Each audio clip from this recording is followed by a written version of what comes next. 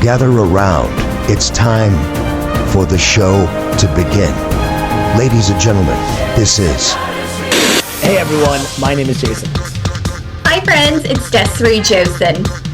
Alright, there were so many matches this year that were just too much. So this won't be a shocker because we've had a handful of really awesome matches that we just can't stop talking about. How many times have these guys fought? Like, it's been quite a bit. I've been saying this all year. They're just so great to watch. We saw the heel turn coming, and then when it happened, nice and bloody, both dramatic and beautiful.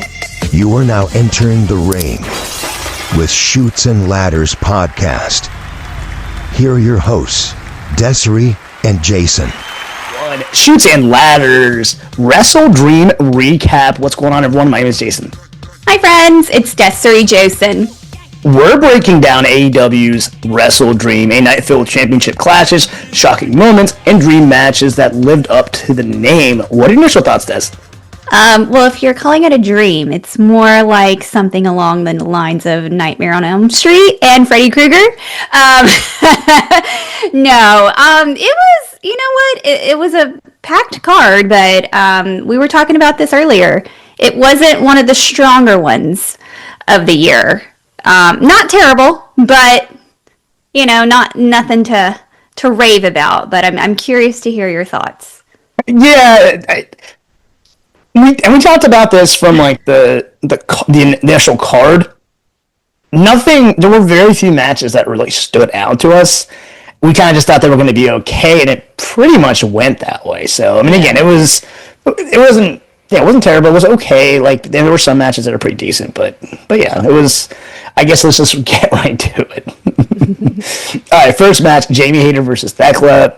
Des, what are your thoughts on Hayter versus Thekla, and how do you actually grade the opener? And exactly that. I didn't know that they were going to open with this, which is fine. I was just like, oh, we're going this way. So, yeah. But I guess build strong, I guess. But yeah, there was no outside interference allowed. Lots of strikes and kicks. We predicted that Jamie would win. Thekla did do very well. She had some pretty cool submissions, like the octopus stretch, very similar to AJ's finisher. Yeah. But of course, Jamie hits her with two giant lariats and pins her. So I felt like it was a fairly quick match, something predictable, not too bad. So you know what, I'll give it like a B. Yeah, I would say a B as well. It was definitely an interesting choice to open with this. Not in a bad way. I'm not knocking on it at all. It's not something we necessarily expected, but yeah, I'd say overall it was pretty solid. There were a couple cool spots, but yeah, I would say a B is a fair grade. Yeah. All right. Now to the Jurassic Express versus the Young Bucks. The Bucks were looking for redemption here. Did this feel like a classic AEW tag chaos? Or otherwise, what's your grade on this match? Yeah, the Young Bucks just annoy me. And no, you know what? This was actually decent. It actually surprised me with how versatile Luchasaurus is. Just because he's so big, you think he's just going to be choke slamming and power bombing, but he can fly.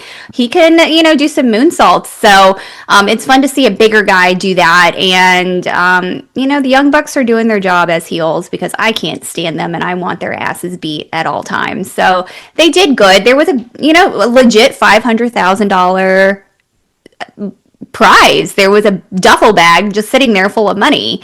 It was pretty decent. It's fun to see Jack Perry back too, and the rise of the dinosaurs in the Jurassic Age. So but at the end, we did get to see Kenny Omega come out and come to their rescue from the Don Callis family. But I feel like the Don Callis family has beef with everybody in AEW, so it wasn't a shock to see some of them come out. But yeah, it was decent. I'd give it like a B.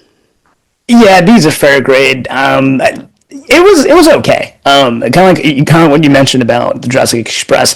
There were some couple of things that they actually did, which kind of made it interesting and entertaining. But yeah, I'm just gonna give it a B and move on. Yeah. All right. Moving on quickly, we have the Hurt Syndicate versus Demand. This is a showcase of factions and fast-paced teamwork. Des, how the Hurt Syndicate look defending the Trios title, and what's your verdict on this one? I feel like this could have been a Dynamite or a Collision match, to be honest. I don't care for the man; they are in very low demand of my attention span. And Hurt Syndicate, they're great guys. They're body guys. They're vets, so they know what they're doing. They're a powerhouse. I don't have many notes here, just because it's the same old stuff that we see: power bomb, spear, and they win. I'm glad that Hurt Syndicate win, because I think if I saw the demand win, I think I would have lost it, because that's just not realistic in my head. But yeah, it's all right. Yeah, it was there. I think it was a good filler. Again, these are where their match card is just too packed, and this could have been removed. So I'll give it like a C plus. I'm giving this a C. This was a miss for me. I didn't care for it at all.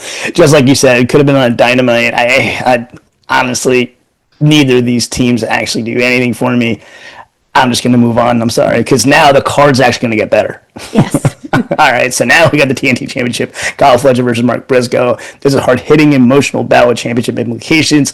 Des, this one had heart and physicality. Did Briscoe's performance steal the show, or did Fletcher prove he's the real deal? What's your grade? I actually like this one. This one kept me going. They're both entertaining. Kyle is such an asshole, and he uses like a slow offense.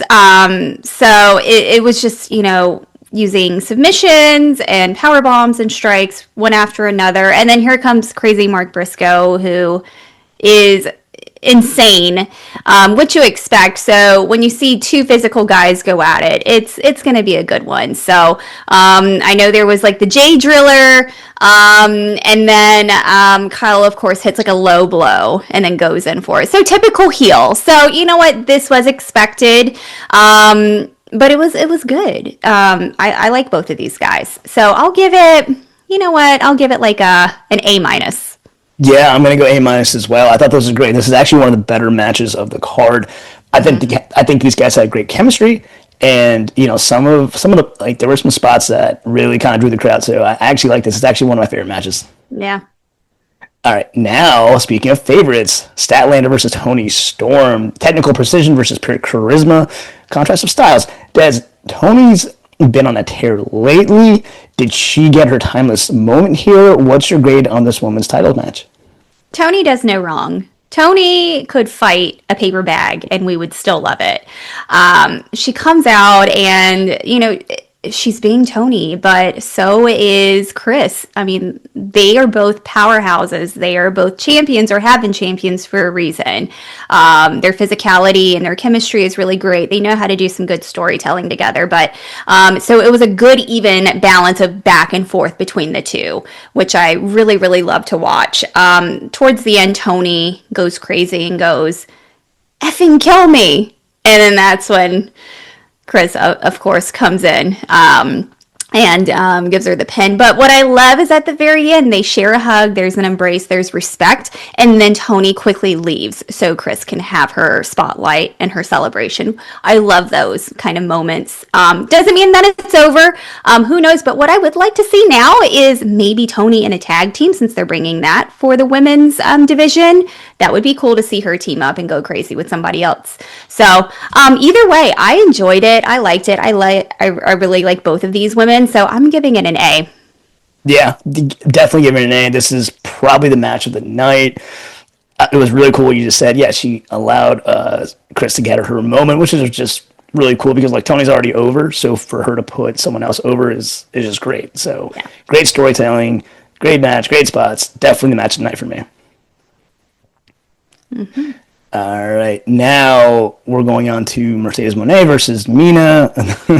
Des, this was a showcase of global wrestling talent. Did Mina push Mercedes to the limit? What's your grade?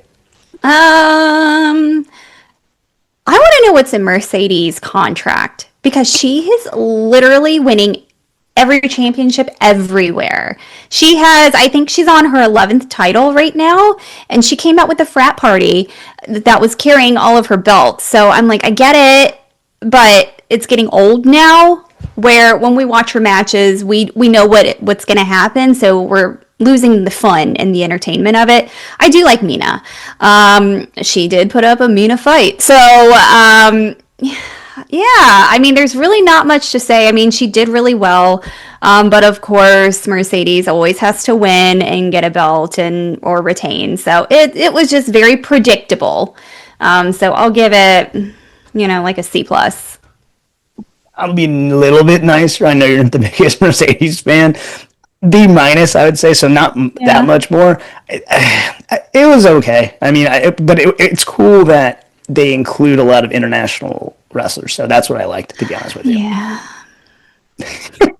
All right. Speaking of international, Brodito versus Okada and Takeshita. AEW meets Japanese excellence. This has a big fight feel. Des, Okada teaming with Takeshita was definitely special. How did this tag team title match rank for you, and what's your grade? It was pretty decent. I like watching Brodito. It's fun to see them too. Like we mentioned before, it's just a tag team that you don't expect to work, and they work so well together. And then I loved Takeshita and Okada, even though they secretly want to kill each other too. And that's what I was looking for during the match. I'm like, are they going to turn on each other? Are they going to start beating each other up on the side? There sort of was an ego pool with tagging and control, but they were smart because they teamed up and would isolate both guys. So they started out with Brody and beating him up, and then the same with Bandito. All of these guys are super athletic, especially Okada and Takeshita. I love watching them and their finishers, and they're just so smooth and fluid. So I'm always cheering for them just because of the technicality and the showcasing. I love it. But I thought it was pretty damn good. I liked it. I'm giving it an A. Yeah, this is actually a lot better than I thought. I'm going to go A-, but again, it's funny when AEW involves Japanese wrestlers, there's just something that just elevates it. I think the athleticism of Japanese wrestlers really matches a lot of the guys that AEW has. So I kind of wish they did this more. That's actually just my biggest takeaway on this match. Yeah. All right.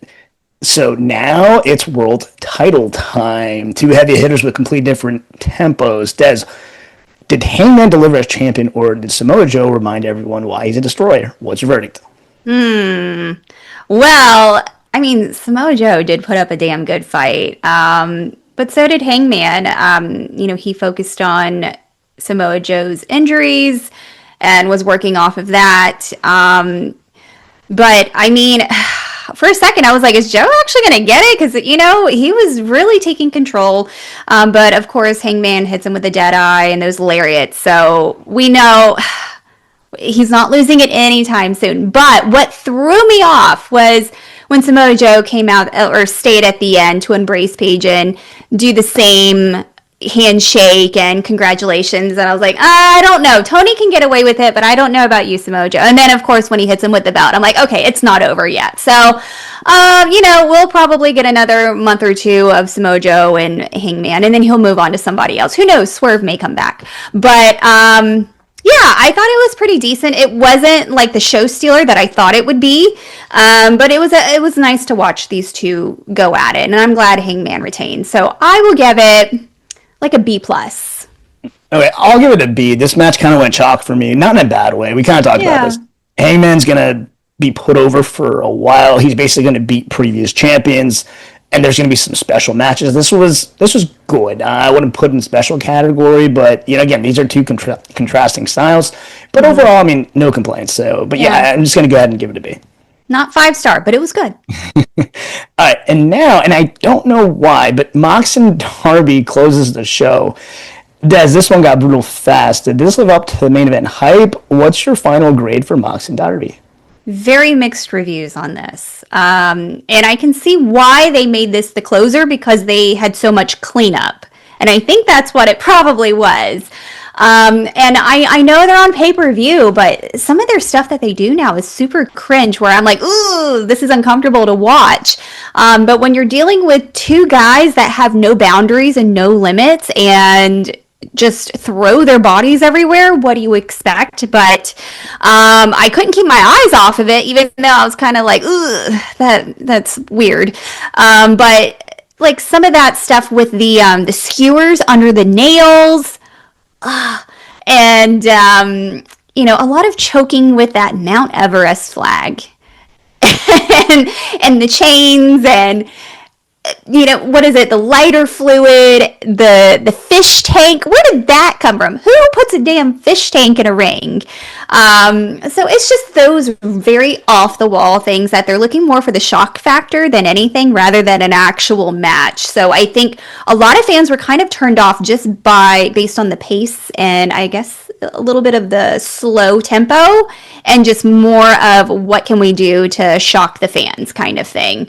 But luckily towards the end we did get to see Sting. That's always nice to see him come in and protect Darby. And then Darby came in and put Mox in the Scorpion Deathlock. So yeah, I mean, we expected this. We knew Mox wasn't going to win. It was going to be Darby's win here. So they got people talking about it. They got exactly what they wanted. So I will give it, I'll give it like a B+, just for entertainment. Yeah, I would say so. Look, I think it was really cool to put Darby over. I mean, this was pure AEW intensity to close the PLE. I still think I'm a little more traditional. I understand why that, they probably had to clean up and would delay too much, but I really do think that Hangman should have got the main event. But overall, look, it really was brutal. I mean, they're definitely doing a lot of things that I'm just kind of reminded of ECW, to be honest with you. Which again, I was just about to say it was very ECW. Yeah. So, but I'm glad Darby got the win. This is gonna definitely. Hopefully, this will kind of put him over. I don't mind Darby getting a push because he's been there for a while, and I think he kind of deserves it. Yeah. All right. So now, Des, final thoughts. What's your overall grade for WrestleDream, and where does it rank among the AEW's best this year? This is going to be lower because they were on a roll with back-to-back really awesome pay-per-views. And I knew it was too good to be true to keep it up till the end of the year, but that's okay. I just feel like this match card was a little too saturated, where if we took like the last final 5 matches and made that, I think this would have been really amazing. Not to say that they were good quality matches, but compared to what we've seen in the past, it didn't make it to that point. So I would say it was more of a fever dream than a WrestleDream. You know what? I will give it a B. I'll give it a B, and yes, it was more of a fever dream than a WrestleDream. I'm going to steal it because it was so good. All right, another Shoots and Ladders episode is in the books. Please give us your thoughts on WrestleDream by going to at the Shoots and Ladders. And like always, please like, share, and subscribe both on YouTube and Spotify. Once again, my name is Jason. I'm Desiree Josen. All right, until next time, have a blessed day and a blessed week. Have a great week. Bye, friends. This has been Shoots and Ladders. Follow us for more content